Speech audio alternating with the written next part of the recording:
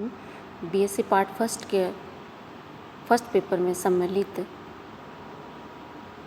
आयनिक solids में lattice energy को प्रभावित करने वाले कारकों के बारे में स्टडी करेंगे।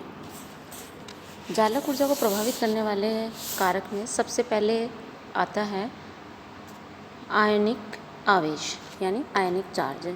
जालक ऊर्जा आयनिक आवेश के गुणनफल के समानुपाती है, यानी कि lattice energy is directly proportional to Z², यानी कि आयनों पर जितने अधिक आवेश की मात्रा होगी उस यौगिक की जालक ऊर्जा का मान उतना अधिक होगा। इसी तरह से हम देखते हैं कि यानी जब हम एग्जांपल लेंगे सोडियम और +1 चार्ज है सोडियम पे +1 चार्ज है और बेरियम पे +2 है और एल्युमिनियम पे +3 है, तो यहाँ पे +3 चार्ज वाले आयन की जालक ऊर्जा का मान ज़्यादा होगा। इसी तरह से एनायन में भी यही फैक्टर लागू होगा। इसके बाद सेकेंड टॉपिक लेते हैं हम आयनिक त्रिज्या यानी आयनिक रेडियस। दोनों आयनों की त्रिज्याओं का गणितीय योग ही अंतरायनिक दूरी के बराबर होता है। जालक ऊर्जा D के इन्वर्सली प्रोपोर्शनल होता है। हम बोर्नलैंड इक्वेशन में अगर हम देखें तो lattice energy is inversely proportional to 1/d0, यानी D के मान के साथ जालक ऊर्जा का मान कम होगा, यानी आयनिक त्रिज्या बढ़ने के साथ जालक ऊर्जा का मान कम होगा।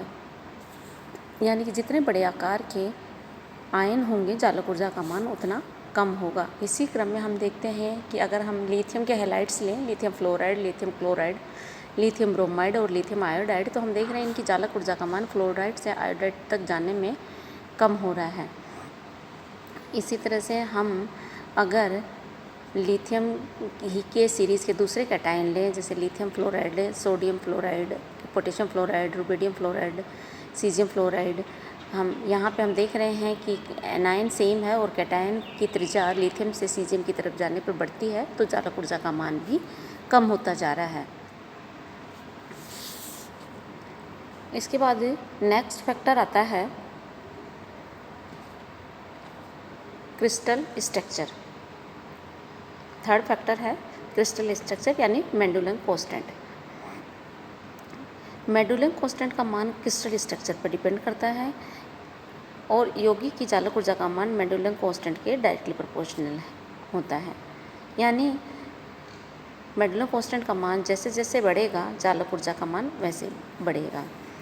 ऐसी क्रिस्टल स्ट्रक्चर जिसके लिए मेंडुलम कांस्टेंट का मान कम है उसके लिए जालक ऊर्जा का मान भी कम होगा।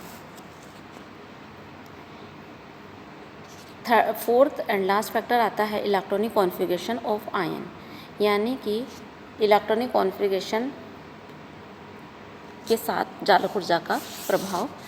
बोर्न एक्सपोनेंट का मान इलेक्ट्रॉनिक विन्यास पर निर्भर करता है। आयन में बढ़ते हुए इलेक्ट्रॉनिक विन्यास से n का मान भी बढ़ता जाता है और n के बढ़ते हुए मान के साथ जालक ऊर्जा का मान भी बढ़ता जाएगा। According to Born Lande equation, lattice energy directly proportional to 1 - 1/n, यानी n का मान के बढ़ने के साथ साथ जालक ऊर्जा का मान भी बढ़ेगा।